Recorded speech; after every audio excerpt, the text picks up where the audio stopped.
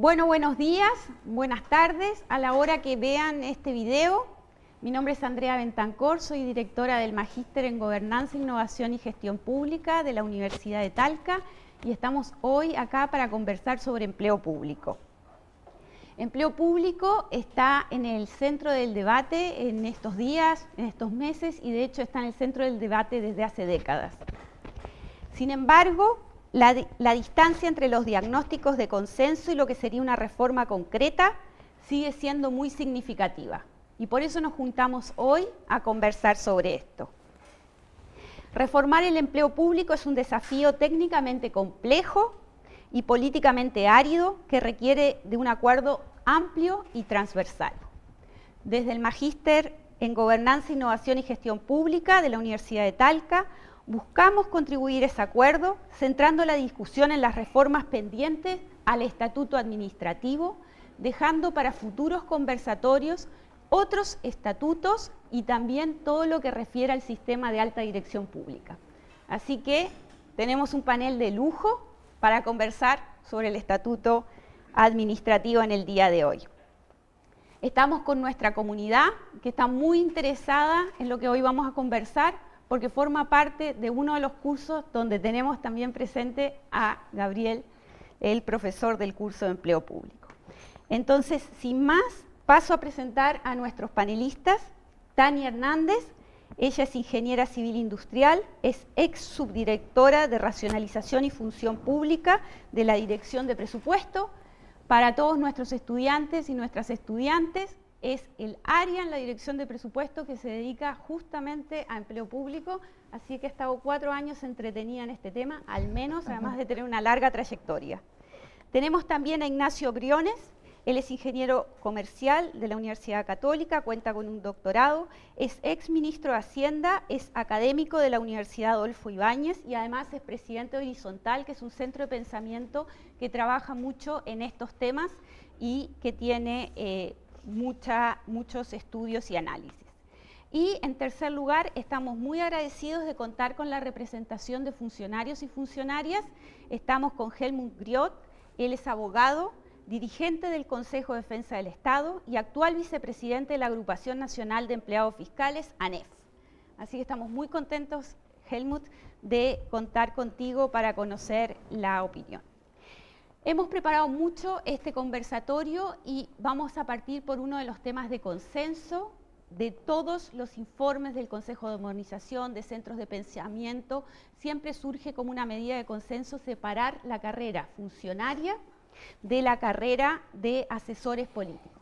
Entonces, para partir con este tema de consenso, quiero preguntarte primero, Tania, después también a Ignacio y después a Helmut, si están de acuerdo efectivamente con esta propuesta de separar la carrera funcionaria de las personas que están en planta y contrata, de la carrera de quienes son asesores políticos, y cuáles serían los cuidados técnicos que habría que tener en una reforma como esa para que en el diseño, en la tramitación o en la implementación de esa reforma no pase algo malo, no haya problemas técnicos. Tania. Bueno, buenas tardes. Gracias por la invitación a este conversatorio sobre este tema tan importante, y ahora que el valor de la función pública está bastante, es un tema que está muy controvertido, ¿verdad? Respecto de la separación entre lo que es un equipo de asesores políticos y lo que sería funcionarios de carrera, que no son de planta, sino que más bien el tema está centrado en personal de contrata, creo que sí es importante, tiene sentido que autoridades políticas lleguen con sus equipos, pero también es importante separarlos de los funcionarios de línea que están ejerciendo las funciones permanentes que tiene cada servicio, ¿sí? Entonces yo creo que la forma de separarlos está en la forma de ingresar al empleo y la forma de salir. Los asesores políticos deberían ser, o sea, y es legítimo que sean elegidos a dedo, pero también deberían salir una vez que así lo estime la autoridad que lo designó, o cuando esa autoridad deja de ejercer el cargo. Por otra parte, y tampoco deberían tener derecho a indemnización, dado que esas son las reglas del juego, etc. Por otra parte, tenemos los funcionarios que son de carrera, que si quieres ingresar al servicio público, debería emularse un poco lo que se hace en la planta, que es un concurso público o un proceso de selección abierto, en que se garantice la transparencia, también que se privilegie el mérito para esa selección, y la salida también debería ser no por falta de, o sea, como pérdida de confianza, como es el caso del primer grupo, sino que haya causales claras, que también permitan que no haya arbitrariedades. Y yo creo que las dificultades que tiene en esto es más bien qué hacer con todos los funcionarios públicos actuales que están en contrata. ¿Cómo diferenciamos los que ingresaron por designación política y los que no? Yo creo que una forma, por ejemplo, es saber, o sea, hay registros de quienes ingresaron por los concursos del mismo portal de servicio civil, que es empleos públicos, y también un criterio que se podría usar es la antigüedad en el servicio, suponiendo quizás que si ya ha sobrevivido varias gestiones, ya se puede entender que no es un funcionario que tenga confianza política de la autoridad de turno. Perfecto. O sea que va a haber que hacer un poco de arqueología.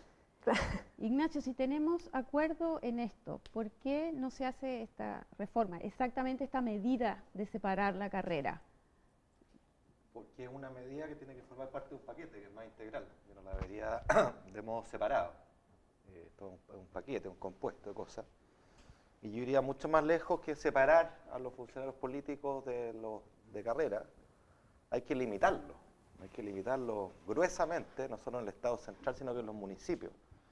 Y esto es transversal a cualquier gobierno. O sea, se estima que en el Estado central entran 3.000 personas elegidas a dedo, con poder de firma. Ya lo vimos en el caso de fundaciones, no lo quiero llevar a un lado, porque probablemente el riesgo es el mismo cuando tú le das a un amigo un cargo con poder de firma, con mucho poder de discrecionalidad. Y eso a mí me parece francamente escandaloso de cara a la ciudadanía. Mina la confianza, la gente es mucho más sagaz, inteligente que los políticos, entonces ven a una persona que está ahí por puro compadrazgo, por afinidad política, ganando lo que muchos soñarían ganar. Y esto así de izquierda a derecha, no es paradigma de un sector a otro. Entonces, a mí me parece que es evidente que uno debiera acercarse a emular los servicios civiles, las administraciones públicas de los países que más admiramos, donde los funcionarios de confianza son los menos. Y esto yo lo llevaría, como dije, al Estado central, pero también a los municipios. Los municipios, una gran caja negra, lleno de amiguis por todos lados, en todos los colores, sin ninguna accountability. Hasta el día de hoy, una buena parte de los municipios no cumplen con la ley, que es reportar mensualmente la nómina de sus funcionarios a la dirección de presupuesto. Conozco bien el caso porque me tocó hacer ese cambio legal. Y la verdad es que no lo cumplen y no pasa nada. No pasa nada. Entonces, a mí me parece fundamental para la confianza ciudadana limitarlo al máximo. Puede ser gradual porque la negociación política no es obvia. Aquí nos hacemos los lesos y decimos palabras bonitas, pero ¿cuál es la firme de esta historia? Hay que darle pega a los operadores políticos que te hicieron campaña. En la izquierda, en el centro, en la derecha, es así. ¿Ya? Eso no quiere decir que esté bien. Y por lo tanto, la dificultad política es que si un gobierno quisiera recortar los cargos de confianza, bueno, tiene menos mano de obra, por así decir, para maximizar su reelección. Entonces, esto funciona así, solo sí. Yo recorto, pero cuando a ti te toque, también recorta. ¿Ah? O con un calendario de implementación gradual y creíble que sea acordado transversalmente. Pero no tengo ninguna duda que hay que ir hacia allá. Y no solo yo no tengo ninguna duda, sino que la ciudadanía no tiene duda y los propios funcionarios no tienen duda. Yo cuando era ministro me tocó dejar listo un proyecto de ley al cual le pusimos mucha dedicación, que se basaba en el diagnóstico del trabajo que habían hecho 4 centros de estudio, 2 de derecha, centro-derecha, 2 de izquierda, centro-izquierda, y que en esta materia proponía limitar los cargos de confianza, y yo lo último que hice fue una consulta pública, ¿no? Porque la ANEF se mantuvo enojando que cómo están trabajando esto sin preguntarnos a nosotros. Entonces yo le dije, no, no hay problema, le vamos a preguntar, pero junto a todos los chilenos. Hicimos una consulta pública en enero del 2021. A mí me impresionó el interés de la ciudadanía, o sea, sin demasiada publicidad participaron 60.000 personas, que es casi lo mismo que con Mi Plata No, en el primer proceso constituyente, de los cuales el 60% eran funcionarios. Y yo les quiero leer lo que dijeron los funcionarios ante la pregunta qué tan de acuerdo está con limitar la cantidad de cupos para el nombramiento de los asesores de confianza a cada gobierno, o sea, los cuoteos políticos. A nivel de la ciudad en general, 77% muy de acuerdo. Los funcionarios públicos, 77% muy de acuerdo, ¿ya? Y los no funcionarios por ende también, 77%. O sea, un acuerdo súper alto y súper transversal, ¿ya? Y es bastante obvio, los buenos funcionarios públicos, no hay nada peor que le pongan un cabeza de chancho arriba, que no le ha ganado a nadie, que es por pituto, y que le limita a él el upside, y que muchas veces le da instrucciones que no tienen ni pies ni cabeza, y que violan la dignidad de ese funcionario que se saca la mugre y quiere hacer la pega bien. Bueno, eso tiene que cambiar, yo no tengo ninguna duda.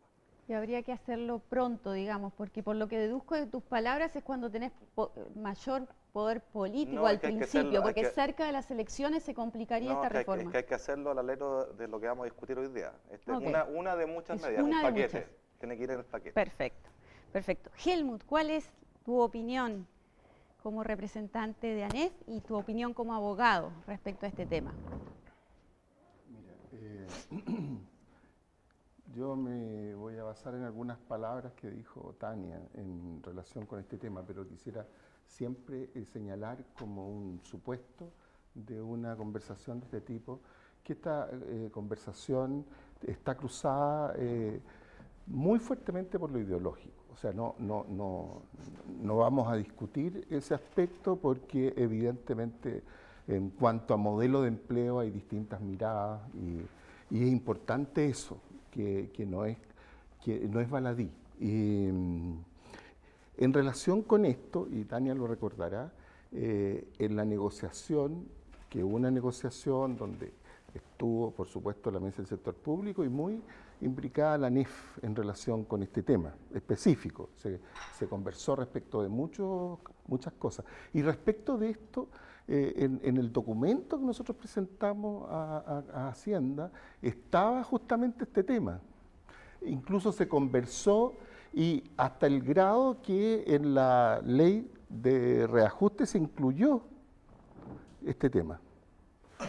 Fue rechazado en el Congreso, especialmente por la derecha. Y yo entiendo que esa discusión estaba cruzada por el tema de lo misceláneo, y lo misceláneo siempre lleva a que los temas pasen muy por encima y de pronto no hay una mirada. Pero yo creo sinceramente que en eso hay un apoyo transversal de las fuerzas políticas, porque evidentemente hay que distinguir entre los funcionarios de carrera y los funcionarios de confianza política. Nadie niega que evidentemente las autoridades cuando llegan tienen que tener, ¿no es cierto?, personas de confianza que piensen lo mismo, que en relación con la tarea. Pero la idea era esa. Yo creo que es una reforma importante. Ahora, eso indica cuotas, indica una serie de aspectos técnicos, porque evidentemente no es lo mismo los funcionarios que se pueden tener en el MOP que en el Consejo de Defensa del Estado, que somos 700 menos como dotación, ¿no es cierto? Entonces eso conlleva, por supuesto, una mirada de carácter técnico, político, que sería necesario hacer, pero no es imposible. Es decir, yo creo que la idea era, como nosotros decíamos como eslogan, es decir, los funcionarios de confianza llegan con la autoridad política y se van con la autoridad política. Esa es la idea. Y respecto de eso, yo creo que desde un punto de vista académico, desde un punto de vista de la discusión política, no debiera haber mucha diferencia entre las distintas miradas. Efectivamente, entonces en esto sí tendríamos gran consenso. Sí, bueno, yo me atrevo a decir que sí. No. Pero ¿puedo complementar algo? O sea, yo creo que el intento es que llegan con la autoridad y se van. Pero me parece que el punto de fondo va más allá. Tienen que ser los menos.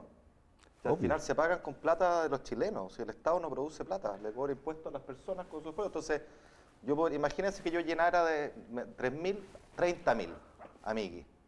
Claro, entran y se van, pero entre medio estoy dilapidando recursos. La decisión, por eso la decisión técnica debe ser por cuota, debe ser una decisión técnica política que limite la cantidad, Mira, evidentemente. guardando las proporciones como lo que hicimos en ADP, ¿cierto? Que en el fondo tú dejaste 12 balas de plata. Es la misma lógica y uno lo puede hacer gradual, pero hay que hacerlo. Sí, sí, yo creo que en eso no hay consenso. Entonces, en este tema sí tenemos acuerdo, pero yendo El- más al tema de la carrera funcionaria, Helmut, me gustaría preguntarte a ti primero, comenzar para entender la posición de la ANEF respecto a la situación actual de las contratas. Leí el otro día el informe de la OCDE que entregó en marzo sobre empleo público, encargado por el Consejo de Modernización del Estado, si tengo entendido, por la Dirección de Presupuesto, encargado por la Dirección del Presupuesto, publicado, que es algo que vamos a ver en nuestros cursos. Muy duro el informe respecto a lo que es la carrera funcionaria en Chile, el nivel de discrecionalidad de los 256 servicios, la heterogeneidad que hay, la necesidad de fortalecer el servicio civil. Tiene muchas cosas interesantes ese informe, pero reconoce que las contratas están en una situación de vulnerabilidad muy importante. Las contratas son contratos anuales que se renuevan todos los años, a pesar de que las personas pueden estar más de 10, más de 15, más de 20 años en contrata y hoy por hoy dependen de la judicialización y nadie está tranquilo de que su estabilidad dependa de un posible juicio. Entonces, ¿cuál es la posición que tiene la ANEF, Helmut, respecto a generar una contrata 2.0, como se lee en algunas propuestas, o una nueva carrera funcionaria? ¿Cuáles podrían ser en una nueva carrera funcionaria las causales de cese de estas contratas? Si salimos de este esquema anual, porque la planta en el estatuto administrativo sí tiene causales de cese. Entonces, ¿cuál es la posición para después preguntarle a Ignacio y a Tania su opinión también?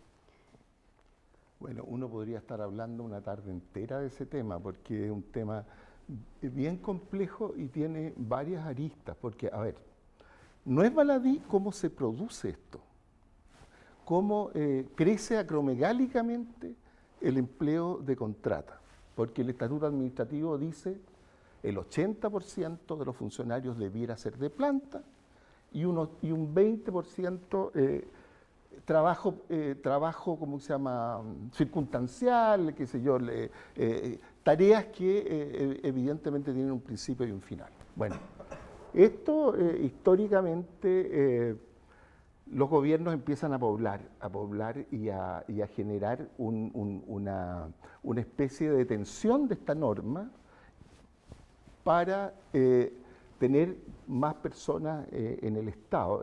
Bueno, se puede hablar de que cuando cesa la dictadura, ¿no es cierto?, las plantas quedan copadas y ahí empieza este proceso. La culpa no la tiene nadie, sino todos los gobiernos fueron haciendo esto. Entonces, ¿qué pasó? Que quedó una estructura súper extraña, ¿no es cierto?, porque la gran mayoría, al final, de los funcionarios y funcionarias públicas tienen un empleo precario, son contratas, más o menos, Tania, ¿no es cierto?, un 70%. Y evidentemente la renovación anual es una situación explosiva para la estabilidad del funcionario, porque en definitiva puedes estar teóricamente y sin considerar la jurisprudencia que viene después, porque la realidad social se impone. ¿A qué me refiero? A que teóricamente personas que pueden haber tenido 25 años en el trabajo público, que hacen algo muy específico y se pueden ir antes de jubilar, ¿no es cierto?, con esos 25 años y se van a la calle sin nada.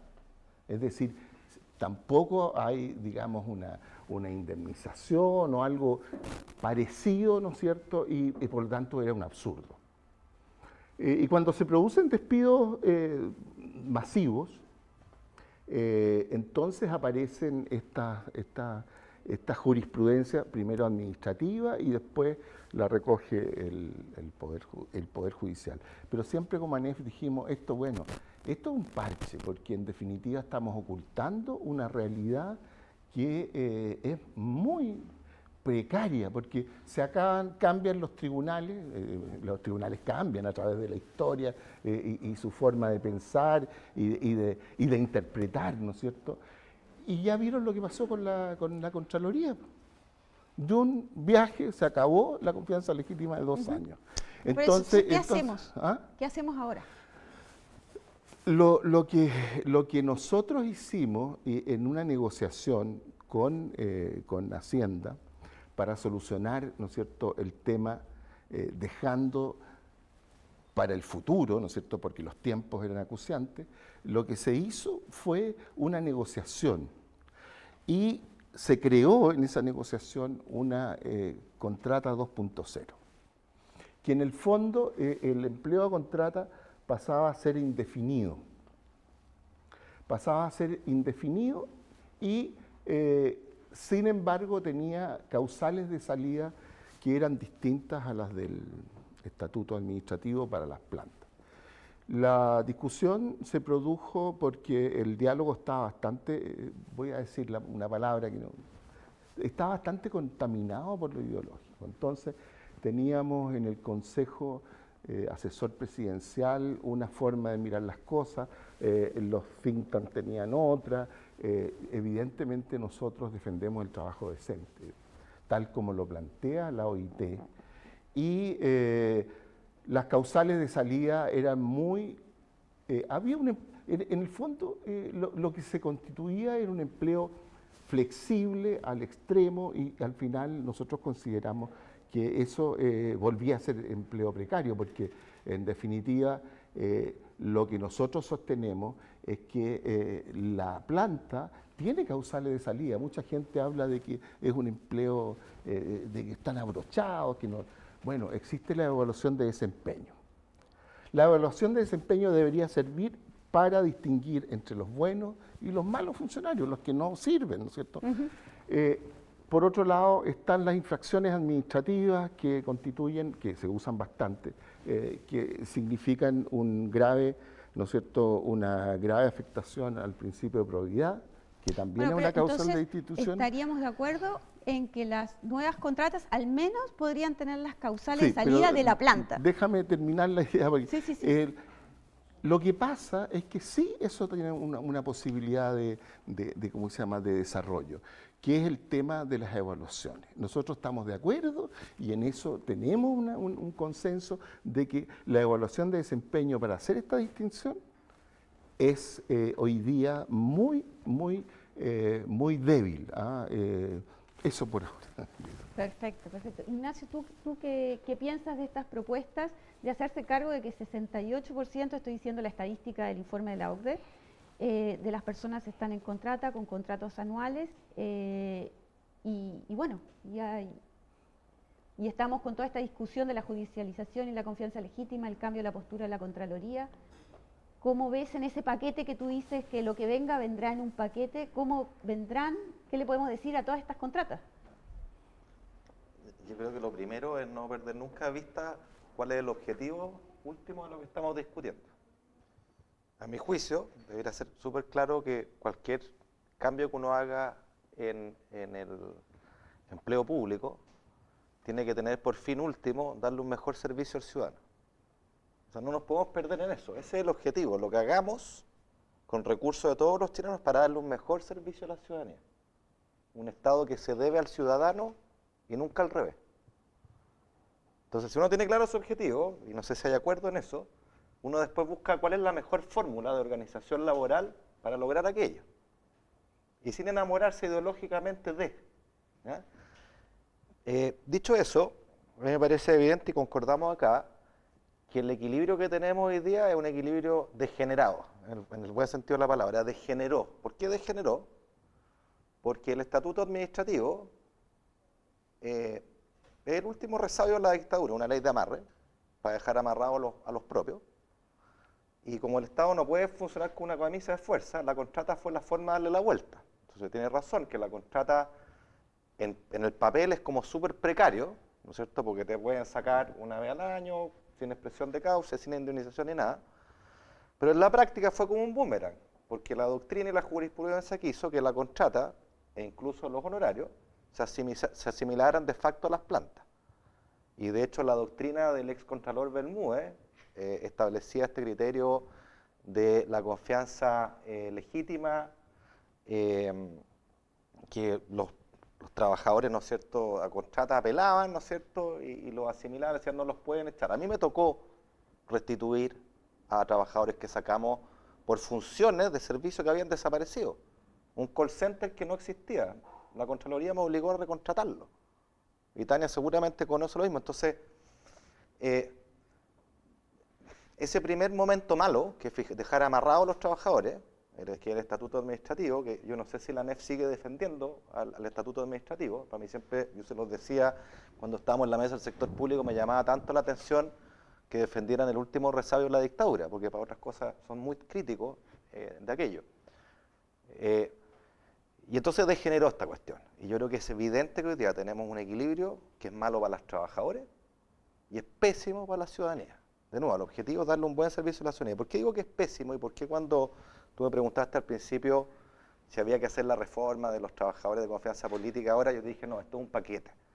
Porque piensa en lo siguiente, si en el paquete uno dice yo identifico y delimito los trabajadores de confianza política, se sigue que el resto no son políticos y por lo tanto la aprehensión de que los van a despedir porque son políticos se elimina.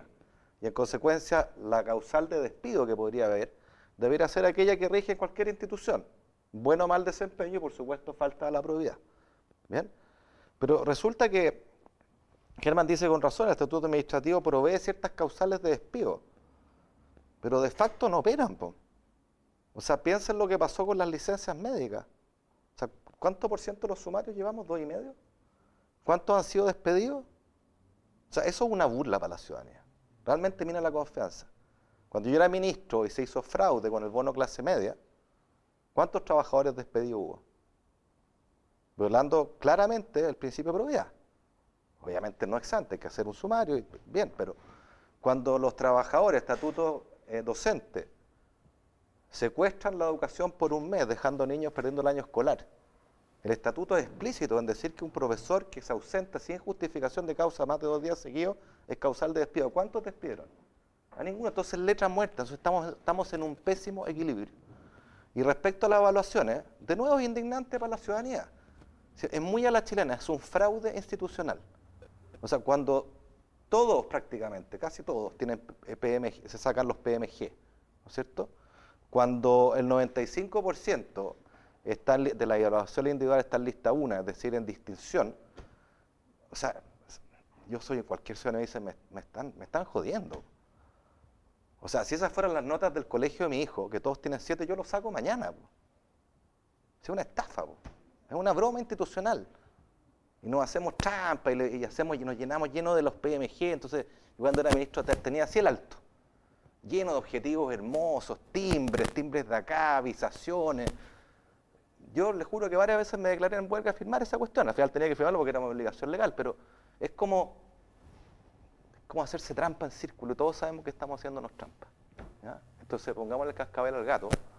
Y yo estoy de acuerdo con Germán que una causal de despido muy clara, como cualquier institución, debiera ser un trabajador o trabajadora que está mal evaluado, no una vez, porque todos podemos tener un mal año, pero 2 o 3 años seguidos, para afuera. Y eso los propios trabajadores lo piden. O sea, yo les cité la encuesta que hicimos, los trabajadores pedían buenas evaluaciones de desempeño, de verdad. ¿Cuán útiles creen ustedes que son las evaluaciones de desempeño? Yo les dije, muy de acuerdo, antes 80%, bueno, ahora una altísima proporción, la mayoría, piensa que las evaluaciones de desempeño no sirven para nada y los frustra. Porque uno cuando lo hace bien quiere que lo premien, ¿no?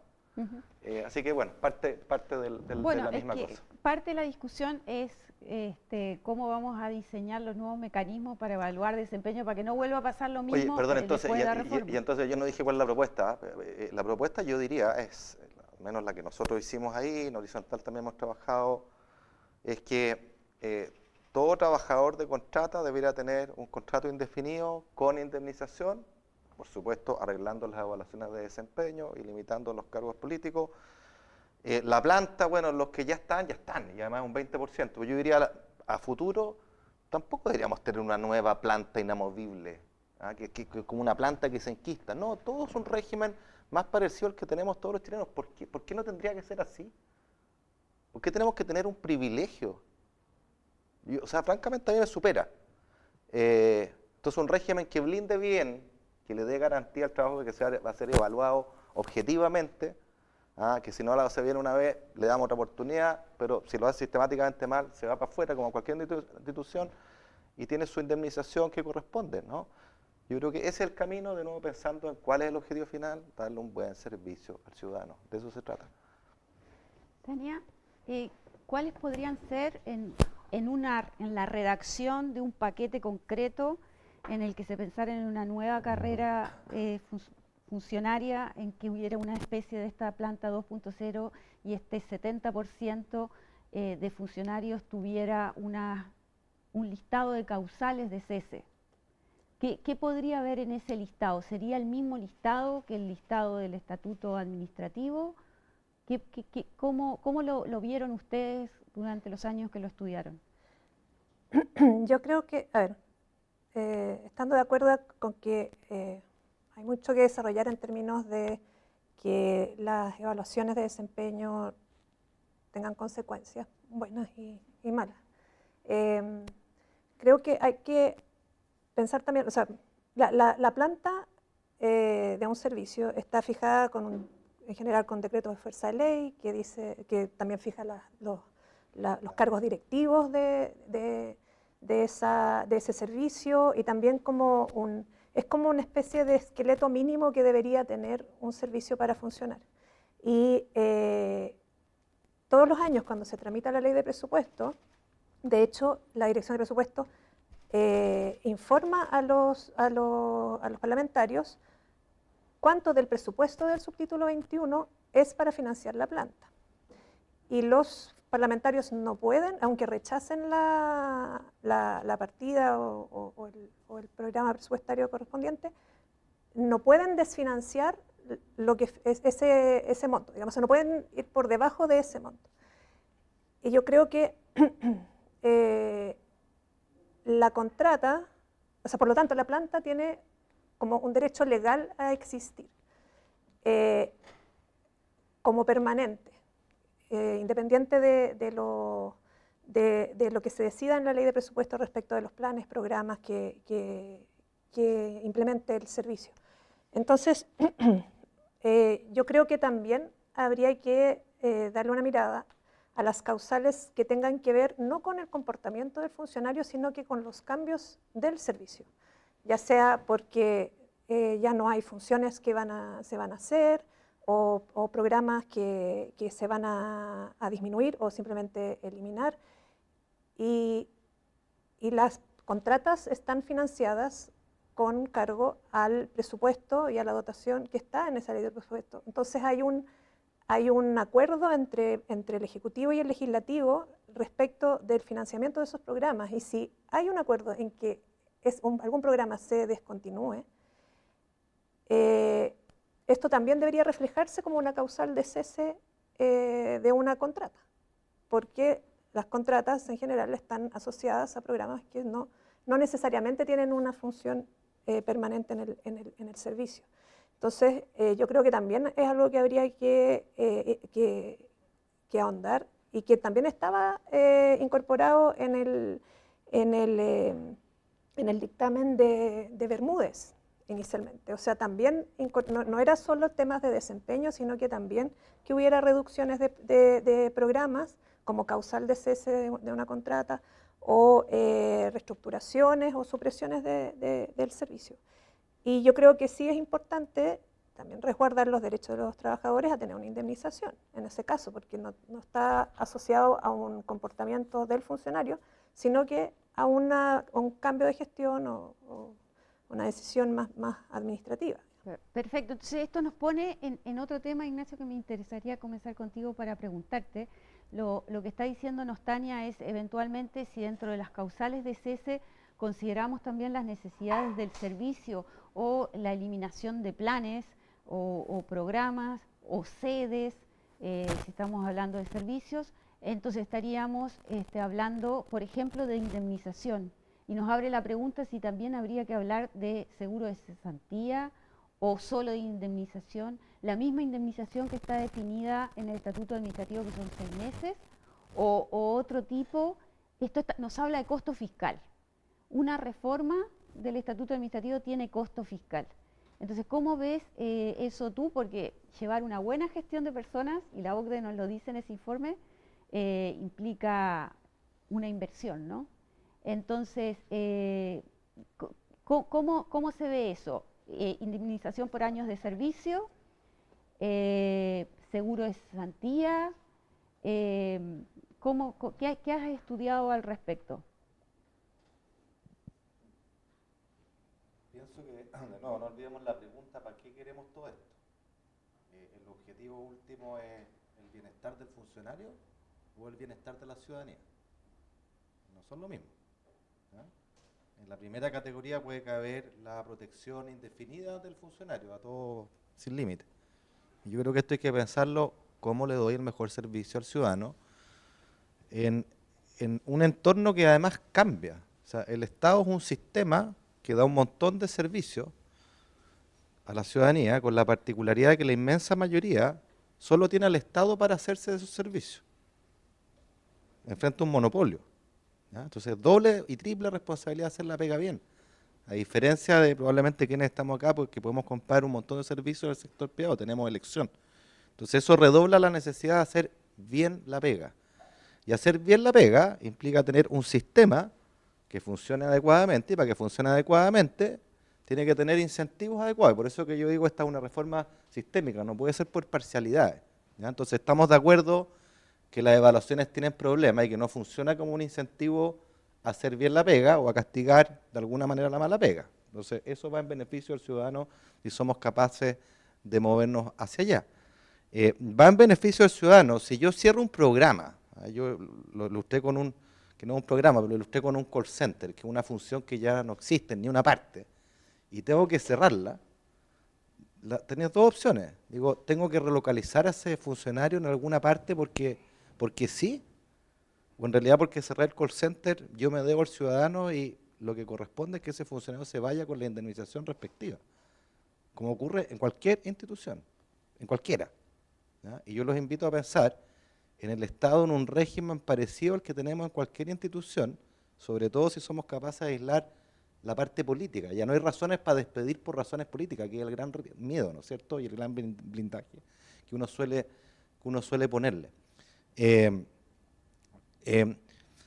Y al final, fíjense ustedes, y esto es como bien obvio, o sea, si el objetivo es servir bien al ciudadano, y eso pasa por una buena gestión en el sentido amplio del término, la verdad es que en el Estado, en una iglesia, en un equipo de fútbol, en un grupo de amigos, en la universidad que estamos, en cualquier institución, es imposible gestionar bien si usted no tiene la capacidad real de gestionar bien los recursos humanos, los equipos. Es imposible. Ahí nos engañamos. ¿Sí? Entonces, si usted tiene un mal sistema de incentivos para gestionar recursos humanos y equipos, bueno, se sigue que la gestión que usted haga de cara a la ciudadanía va a ser deficitaria siempre. Va a ser no lo bueno que quisiera.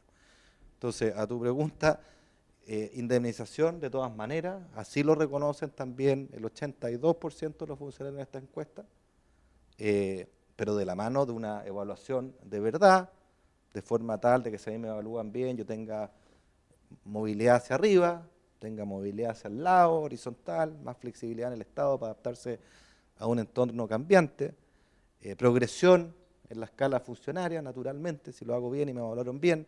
Todo eso son cosas tan naturales que todos nosotros aspiramos a eso en la vida, ¿no? ¿Por qué en el Estado tendría que ser distinto? ¿Ah? ¿Cuánto tiempo de indemnización? No lo sé. Yo tendería a pensar que un buen criterio de partida es alinearse a lo que tienen todos los chilenos, 1 mes por año. ¿Ya? Y si tienen que tener seguro de cesantía, por supuesto, cotizarlo como lo hacen todos los chilenos. Y si esto tiene un costo fiscal, bueno, yo creo que, de nuevo, no nos perdamos en el objetivo. El objetivo es tener un Estado que sirva mejor al ciudadano. ¿ah? Si eso cuesta plata, bueno, habrá que priorizar esto, que es lo prioritario de lo prioritario, la función esencial del Estado, y vamos a tener que sacar recursos de otras cosas que nos parezcan menos prioritarias, por ejemplo. Y a veces a todos los gobiernos, porque de un horizonte limitado, pasa este problema de inconsistencia dinámica, que muchas veces el costo es el costo del cambio, que es de una pura vez. Imagínense que usted de repente removiera o el sacara o invitara al retiro voluntario de un montón de funcionarios cuando tienen que pagar un cerro de plata en indemnización. Esa se la come usted, ¿no es cierto? Y que se compensa con el flujo de mañana, ¿ah? Pero el problema fiscal lo tiene el de hoy día, ¿ya? Entonces hay que buscar fórmulas de cómo reflejarlo, pero el criterio siempre deberá ser, creo yo, si aquello contribuye o no a tener un mejor servicio para la ciudadanía. En eso no nos podemos perder y yo creo que estamos en un súper mal equilibrio. O sea, digamos, uno va lo invito a leer Desiguales del PNUD, del 2017 creo que era, ¿ah? Que tenía varias métricas de desigualdad. Y más allá de la desigualdad material, la que más molestaba a la gente, decía ese estudio, ese muy buen estudio, era la desigualdad de trato. ¿Y dónde la gente se sentía más maltratada? En el sector público. Y eso es lo que está ahí, ¿eh? No lo estoy inventando yo. Y en parte es explicable, porque la inmensa mayoría de los chilenos requiere del sector público para un montón de prestaciones que nosotros no.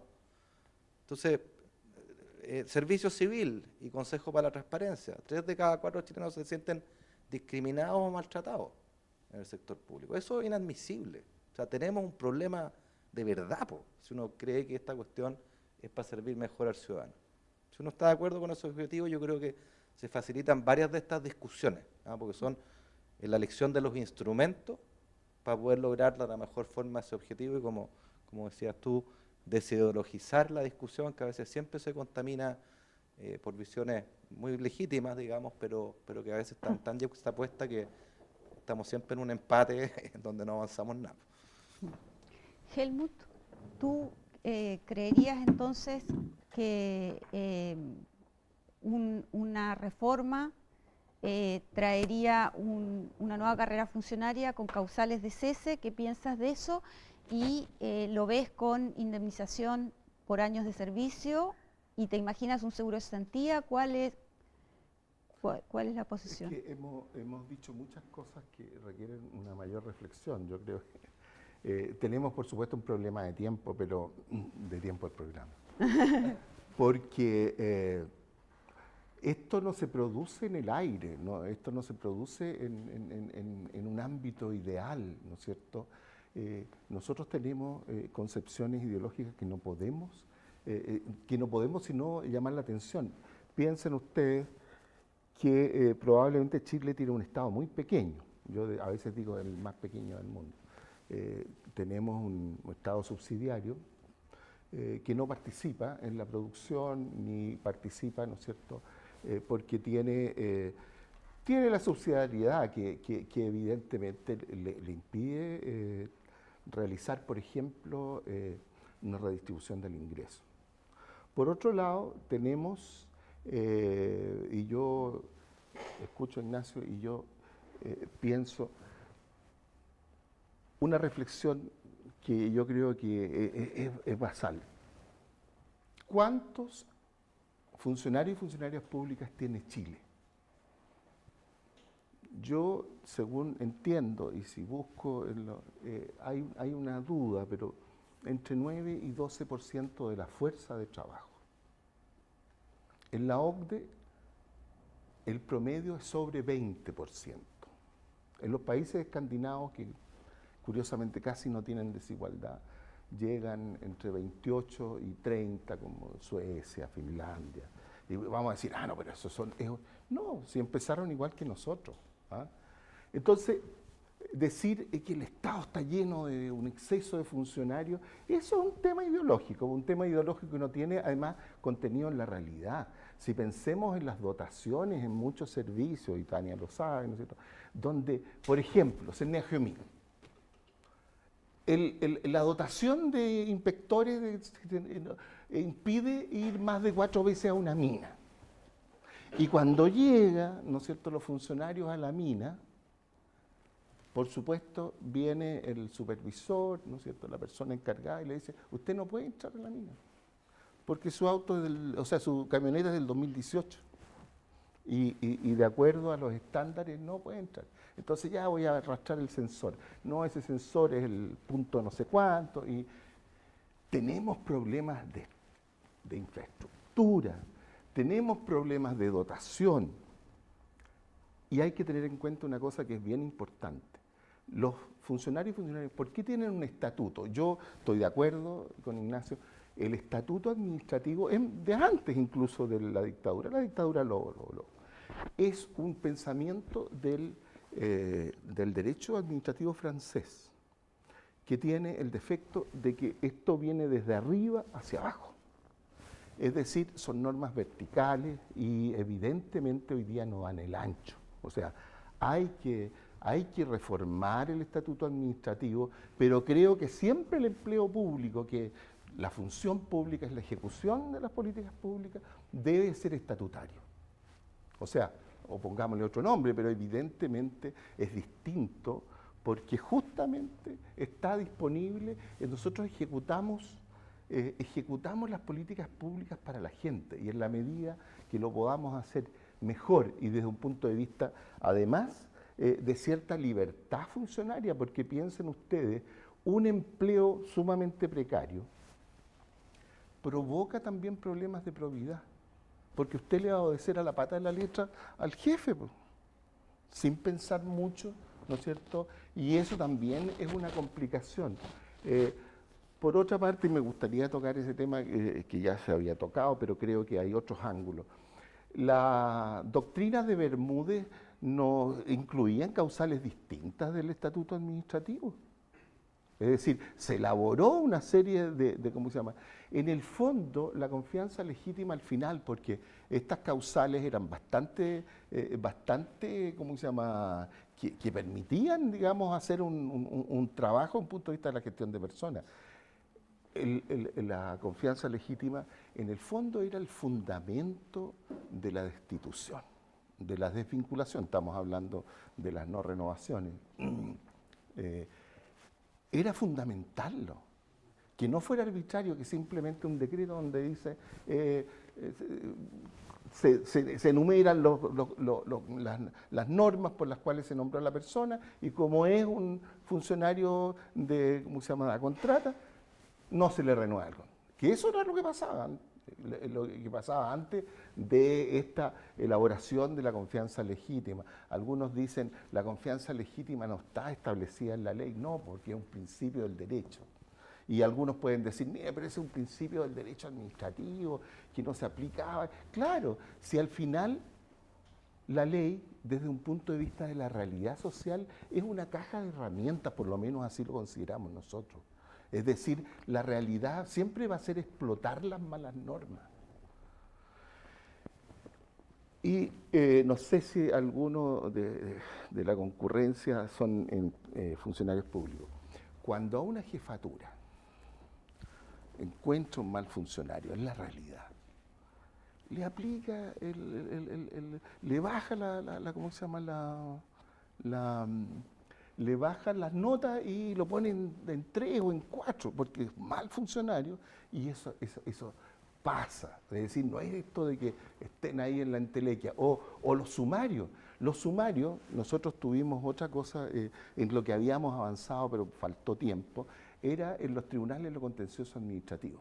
Los sumarios es lo más arbitrario que hay, desde un punto de vista de su duración, porque para la autoridad no hay plazo y los plazos para los funcionarios son fatales.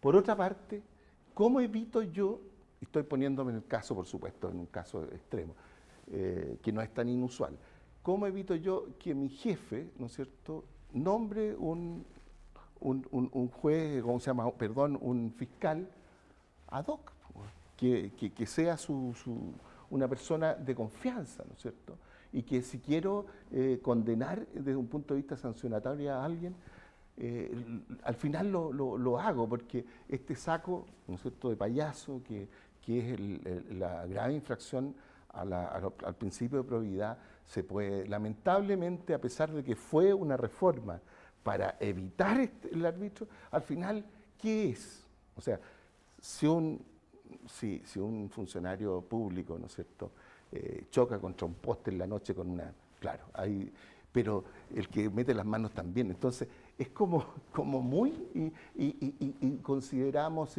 si dice cosas que van en contra del servicio y qué sé yo... manda un documento en una denuncia, ¿no es cierto? También puede cometer falta a la probidad administrativa. Entonces, el sedazo es muy complejo y por lo tanto, evidentemente, nosotros tenemos que considerar el hecho que hoy día tenemos dotaciones mínimas en muchos servicios. Podrá haber acromegalia en algunas otras partes, ya se discute el tema, pero son mínimas. En realidad los funcionarios públicos somos dentro de la OCDE prácticamente el 80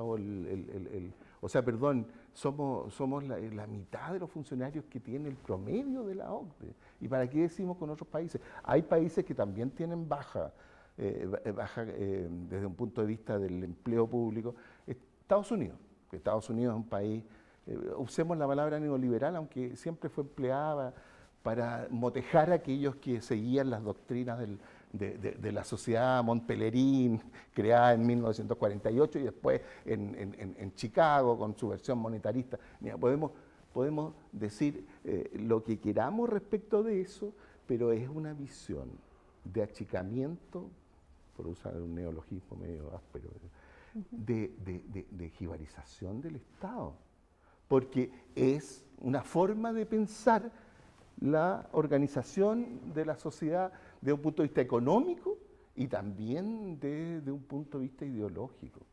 Pero bueno, ese no es el tema que ¿cómo se llama? Pero no me contestaste si tenían alguna reflexión respecto al costo fiscal o a la inversión que habría que hacer en una reforma de empleo público. A ver, respecto de eso y bajándolo un poco al piso, sí, nosotros tenemos estudios de derecho comparado respecto de modelos de empleo que los hizo el profesor Rajewicz, ¿no? Son como del 2016. Nosotros en la NEF hicimos con una alumna en práctica francesa que vino a Chile, hicimos un ayornamiento y viendo. Y la verdad es que hay que reformar el empleo público con un nuevo modelo. Yo no puedo especular, ¿no es cierto?, cuánto puede costar eso, pero evidentemente... Pero estamos de acuerdo que se requiere un empleo moderno, requiere una Por supuesto, hoy día no puede haber carrera administrativa. Con el tema ¿cómo se llama?, de las contratas y las plantas, tal como están las plantas quedan eternizadas, porque es más fácil hacer subir a una contrata. Claro. Y al final no hay carrera administrativa, y por supuesto eso perjudica a moros y cristianos. Hay que hacer un nuevo modelo que debiera tener una forma de entrada al Estado desde un punto de vista de una sola, ¿cómo decirlo?, no distinguir entre plantas y contratas, sino que entra al Estado, y entra al Estado potenciado probablemente por una escuela de, ¿cómo se llama?, de servicio. De servicio público. El servicio civil podría servir para eso, porque hoy día, claro, las recomendaciones del servicio público no tienen dientes. Entonces podría servir, pero hay que hacerlo y es una tarea de futuro y en eso, claro, hay que acometerlo. Tania, yendo entonces, no sé si tienes alguna reflexión respecto a grandes componentes de lo que sería el costo fiscal de una reforma del empleo público, del estatuto administrativo, en términos de, se me ocurren conceptos grandes, indemnización por año de servicio, la creación de un seguro de cesantía eventualmente, pero salió mucho el tema de las evaluaciones de desempeño y esto de que la OCDE en su consultoría deja constatado que 98% están en lista 1 y hace todo su análisis respecto a cómo funcionan las jefaturas cuando califican en listas, cómo pasan las juntas calificadoras, cómo funcionan las juntas. Si uno lo ve como persona que hace gestión de personas, el diseño del mecanismo en realidad podría pasar un test de que tiene lógica, pero es la cultura organizacional la que hace cómo se aplican los mecanismos. Podemos hacer una reforma del empleo público, diseñar sistema de evaluación de desempeño y que nos vuelva a pasar que quedemos todos en el mismo lugar y no tengamos ninguna varianza, ninguna dispersión y no tengamos manera de identificar.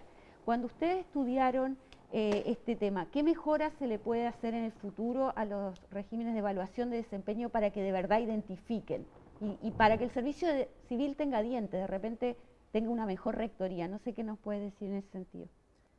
Que fueron dos preguntas Sí. en una. A ver, respecto del costo, sí, muy rápidamente, creo que el tema de la indemnización no deberá ser tan importante, primero, porque tampoco necesariamente va a haber más desvinculaciones. Simplemente las reglas van a estar más claras. Y por otra parte, si una persona es desvinculada, su remuneración ya está incluida, los 12 meses están incluidos en el presupuesto. Entonces, en estricto rigor, incluso podría hacerse con el mismo presupuesto vigente, considerando que el reemplazo de esa persona, si es que se hace este paquete que menciona Ignacio, tiene que haber se abre un concurso, etcétera. Entonces igual va a haber un tiempo en que todavía no va a haber que pagarle a la persona que la reemplaza. Por lo tanto, creo que el tema de la indemnización no es necesariamente como una barrera para implementar esa medida. El seguro de cesantía sí, yo creo que, o sea, yo personalmente no lo incorporaría en una primera pasada en un proyecto de ley porque justamente no se tiene información de cuál va a ser la frecuencia de indemnizaciones. Entonces, conociendo cómo se legisla a veces, se puede terminar poniendo la misma cotización que se usa en el sector privado, que es un mercado laboral totalmente distinto, entonces probablemente va a estar muy inflada esa cotización. Y esa sí que es costo seguro, porque es una cotización para todos los funcionarios públicos. Entonces, yo por lo menos, si tuviera que participar en un diseño de un proyecto de ley, yo aconsejaría dejar un seguro de cesantía para una segunda etapa cuando ya esté implementada la reforma y ya se sepa cuál va a ser la frecuencia y cuál es una cotización que tenga sentido. Respecto de las evaluaciones, claro, la OCDE menciona aquí habla como de inflación de puntajes, que claro, o sea, ahí decía, ya no recuerdo bien, pero era un porcentaje muy alto de personas que están en la lista 1. Hay muy pocas personas que son clasificadas en la lista 3 y 4, que son las que permiten la desvinculación. Ahora, lo que sí pasó es que este informe finalmente muestra que el tema no está resuelto tampoco en los países de la OCDE. ¿Sí? O sea, sí hay dos grupos acá. Uno, los que están bien clasificados. Yo creo que ahí es más factible forzar una curva en que uno diga, ya, ¿sabes qué? No pueden todos ser excelentes o destacados respecto de los demás, porque entonces no son destacados. Por lo tanto, creo que, o sea, generaría yo creo que es un proceso, pero como para cambiar un poco la cultura, pero quizás se podría forzar esto. Lo que veo menos probable es que haya como una obligación de que el 5%, no sé, 10%, ¿cómo fijar ese porcentaje? De personas que deberían estar en capilla, básicamente. O sea, como forzar la curva del mal desempeño, yo creo que es un poco más delicado.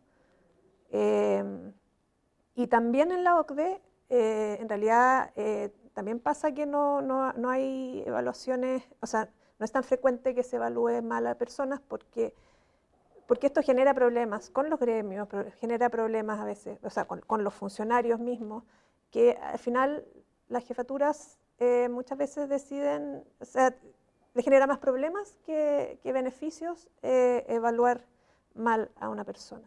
Entonces, bueno, lo que ahí hablaban de buenas prácticas era, de repente, había algo que se llamaba como calibración gerencial, en que se juntaran todos los directivos de un servicio y hablaran de las evaluaciones, como para que fuera un poco más homogéneo el criterio entre divisiones de un mismo servicio, o también programas de acompañamiento de una persona en que estaba mal evaluada para que fuera evaluada de manera más frecuente, o que hubiera capacitación o moverlo a otro puesto. Pero yo creo que eso, en ese informe no se levantaron como ejemplos en que hubiera como tan directamente una relación de desvinculación con un mal desempeño en otros países. Es que efectivamente el tema es complejo y sale en ese informe que es complejo en todos los países y que forma parte de cambiar la cultura organizacional y también a las gerencias para que efectivamente apliquen estas evaluaciones. Ignacio, yendo un poco a esto que aparece de las evaluaciones de desempeño, ¿qué se te ocurre para poder mejorar los sistemas de evaluación de desempeño? Y para de repente fortalecer el servicio civil también, porque una de las cosas que dice el informe de la OCDE es que los 256 servicios de la Administración Central del Estado tienen demasiada autonomía en cómo hacen gestión de personas. A pesar de que hay una escala única de remuneraciones, todos manejan su gestión de personas con mucha autonomía, dice la OCDE, y propone entonces, sí con cierto grado de flexibilidad, pero un ente que tenga una rectoría más fuerte. No sé si lo han pensado en horizontal, más allá de fortalecer ADP y que se trabaja mucho el tema de ADP, pero el tema del servicio civil como entidad rectora en la gestión de personas del empleo público. ¿Qué se te ocurre para específicamente también para mejorar este tema de la evaluación de desempeño que es tan importante? Porque como decías tú, si la ciudadanía va a ser bien, va a estar, el empleo público va a estar al servicio de la ciudadanía, los funcionarios y las funcionarias tienen que ser bien evaluados y con consecuencias. O sea, claro, la respuesta como si políticamente correcta es que esto es un tema de cultura, pero esa es como la respuesta para que no pase nunca nada. Entonces, yo creo que acá... Yo quiero que pase, y yo digo que es de cultura. No, o sea, sí, pero eso es como, puede pasar décadas, ¿no? Y yo creo que no tenemos que esperar, la OCDE nos vino a decir lo que sabemos hace años. Pero sí, por favor, los PMG lo sabemos hace 15 años que está desvirtuado. Discrepo con Helmut, digamos, de que él dice que hay jefes de servicio que efectivamente evalúan mal. Los números son los números, o sea, cuando el 98% está en lista 1 es distinción, es un 7. Si eso no es engañar, no sé lo que es. Me van a perdonar, o sea, es un fraude de cara a la ciudadanía. No funciona, esa cuestión está mala. Si es tan obvio, ¿no?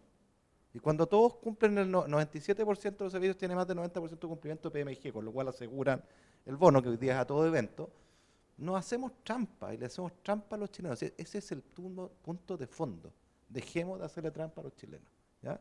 Y yo estoy con Tania, que me parece que la única solución de corto plazo es forzar la distribución. Y uno podrá discutir la forma de la campana, pero una evaluación que no tiene dispersión no sirve.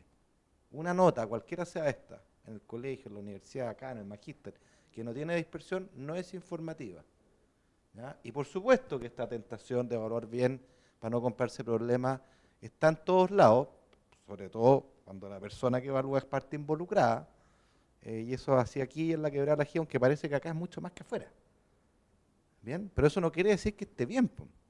De nuevo, pensemos, nos debemos al ciudadano. Dice Helmut, es curioso porque dice, no ideologicemos la discusión, pero en la respuesta anterior, pucha que metió cuestiones ideológicas, ¿no? Neoliberal, que la OCDE tiene el doble de trabajadores, entonces tenemos que ir para allá. Pero yo recordaría que la OCDE tiene el doble de tamaño del Estado, y esa es una discusión que se tiene que dar en sede democrática, ¿ya? Que quiere menos y que abogue por eso, que quiere más. pero no una sorpresa que tengan más trabajadores si tienen estados más grandes, digamos. Te diría yo que es como lo normal. O nos dicen, no, es que acá el Estado no baja la desigualdad. Cuando yo te invito a mirar la evidencia de la OCDE, la desigualdad la bajan a punta de transferencia en plata. 3 de cada 4 puntos de disminución del Gini lo hacen vía transferencias monetarias. No es porque el Estado está haciendo, no sé, unos funcionarios mágicos que no sé qué hacen para disminuir la desigualdad, no, transferencias, plata, a través de distintos programas, sin intermediarios, sin programas que no llegan. Esa es otra discusión, digamos, tiene que ver de nuevo con cómo servimos mejor al ciudadano y a sus dolores y necesidades.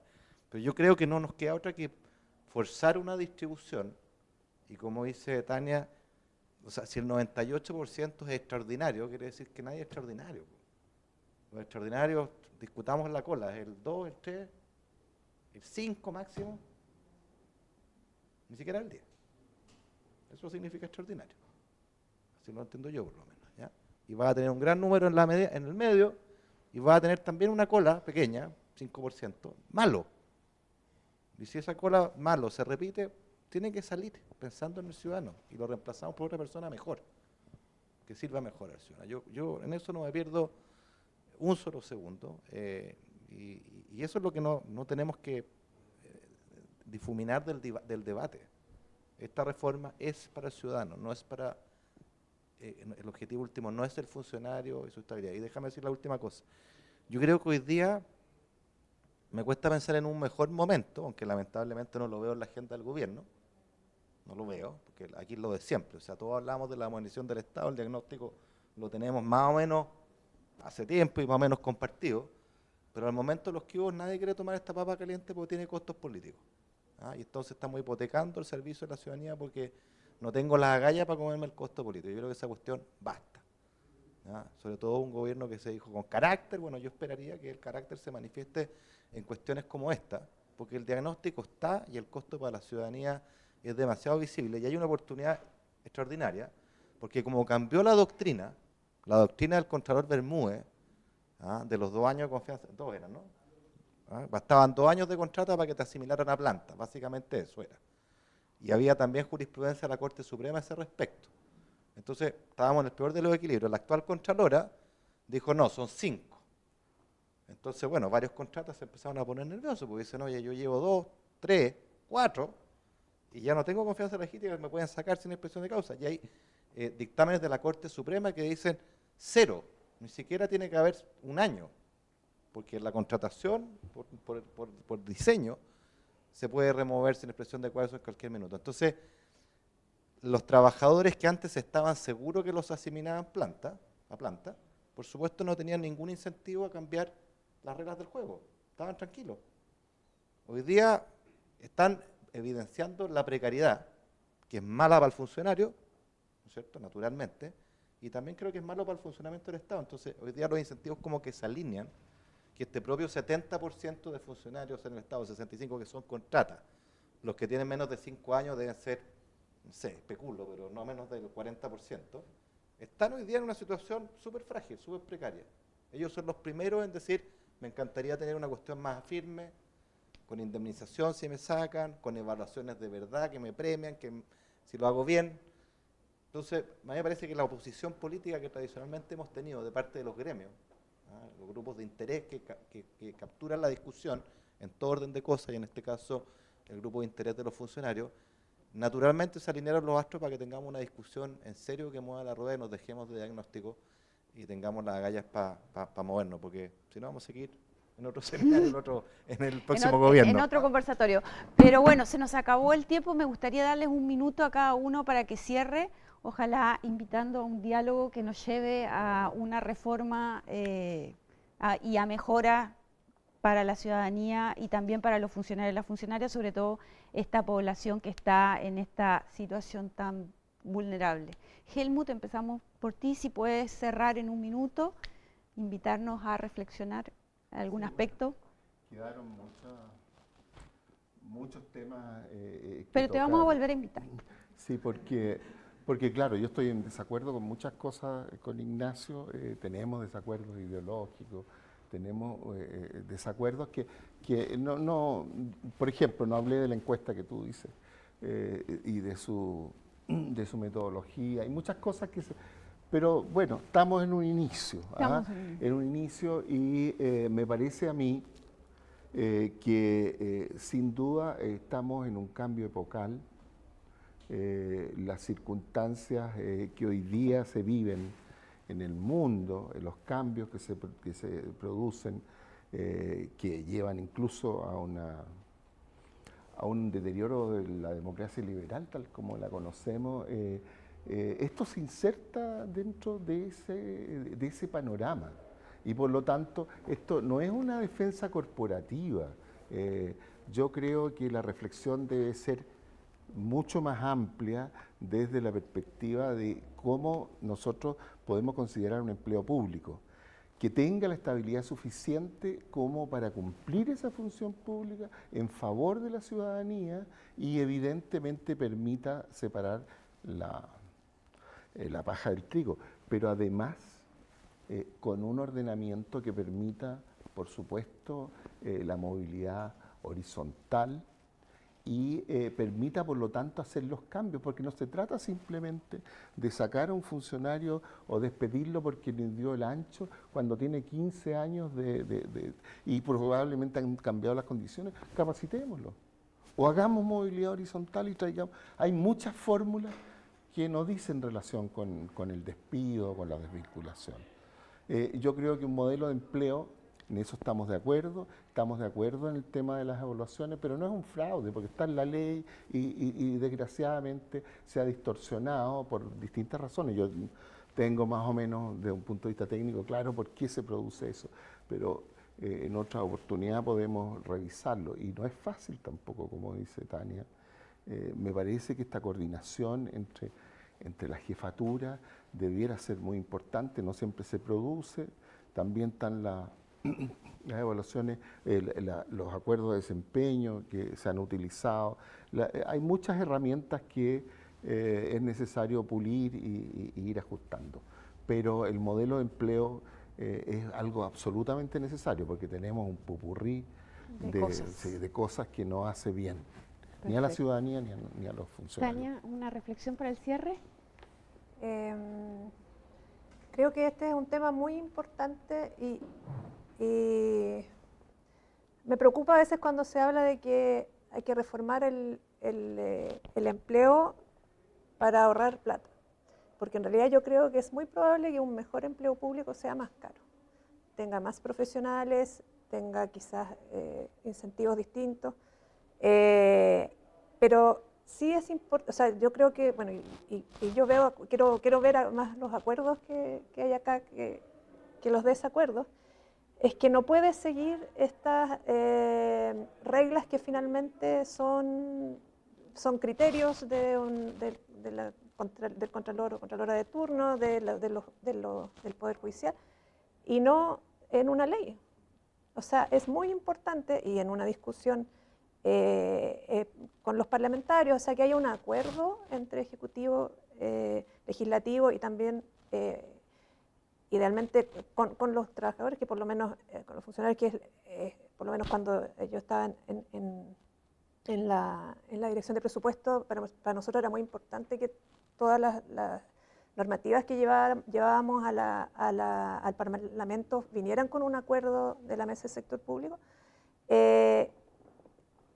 Es importante que se llegue a un acuerdo y que se fijen esas normas, porque tal como está parchado y finalmente depende de un criterio arbitrario que puede cambiar y nos merecemos mejores reglas. Así es.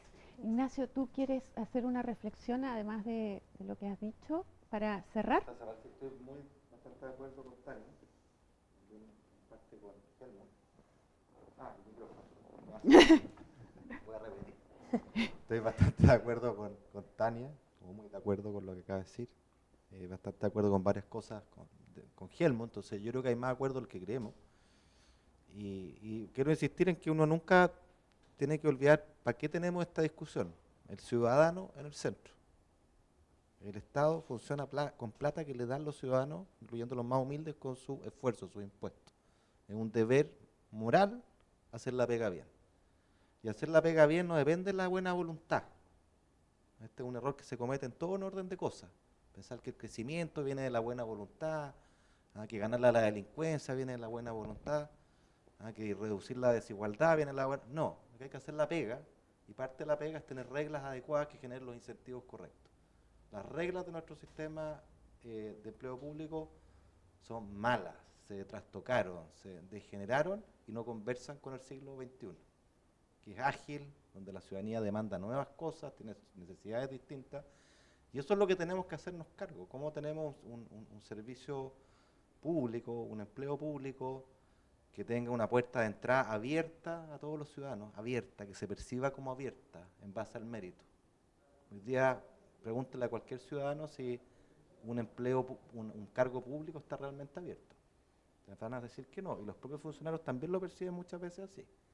Y que una vez adentro la progresión también sea por mérito. Eso quiere decir que se evalúe adecuadamente y el que lo hace bien sube, se le aplaude, mejora de grado, mejora de sueldo, hay capacitación, como tú decías, y el que lo hace mal, para afuera. Ese es el deber con el ciudadano, para afuera, sin ningún resquemor. Hacer lo contrario, perdónenme, es una forma de corrupción. Es una forma de corrupción. Hacerse el leso es una forma de corrupción, porque en aras de evitarme un problema, en aras de alguna forma mi interés privado, estoy con recursos públicos prolongando algo que no va en el interés común, no va en el interés de la ciudadanía. Y es bueno que empezamos a llegar a decir como tal. Lo mismo con la evaluación, aquí es donde tengo la discrepancia contigo. Para mí, sí es un fraude institucional. ¿Cómo no va a ser un fraude que todos se saquen 7? Pero por favor, eso es una burla a la ciudadanía. Y tengamos cuidado con esto, porque cuando la ciudadanía pierde confianza en el Estado, y cuando pierde confianza en cualquier institución, la verdad, empieza a exigir respuestas o soluciones fáciles y automáticas por otro lado. Y eso empieza a degradar la confianza general como un cáncer y a la democracia liberal entera como un cáncer. Entonces, yo creo que es nuestro deber cuidar esta institución. El Estado es fundamental, ¿ya? Es indispensable para la inmensa mayoría de los chilenos, hay que hacer la pega bien, no es fácil, ¿ya? Y eso requiere buenas reglas, ¿no es cierto?, con buenos incentivos, con buenas evaluaciones, con apertura al mérito, progresión por mérito, limitar al máximo los cargos coteados, que es el antimérito, esa es la dedocracia, por definición. Y yo creo que tenemos más acuerdo que el que pensamos, y además los tiempos, precisamente porque los contratos de hoy día viven una situación donde se les acabó este seguro de facto de ser planta, es un buen momento para, digamos, como impulso político para lograr un acuerdo más amplio sin la oposición de los grupos de interés que en el pasado estaban más tranquilos, más cómodos. Bueno, les agradezco mucho a quienes nos han acompañado, parte de nuestro magíster, de nuestra comunidad. Estamos cerrando, entonces esperamos contribuir para esta discusión, este debate. Y terminamos por aquí este conversatorio del Magíster de Gobernanza, Innovación y Gestión Pública. Vamos a juntarnos en próximos magíster para hablar de otros temas vinculados a esto y esperamos desde nuestro magíster, desde nuestra comunidad, poder contribuir a la discusión para tener reglas claras, porque en estos momentos habemos muchos seguramente con mayor incertidumbre que antes y se requiere de una ley clara, un estatuto claro que nos cubra a todos y nos dé un buen empleo público. Muchas gracias. Gracias. Muchas gracias al panel, muchas gracias.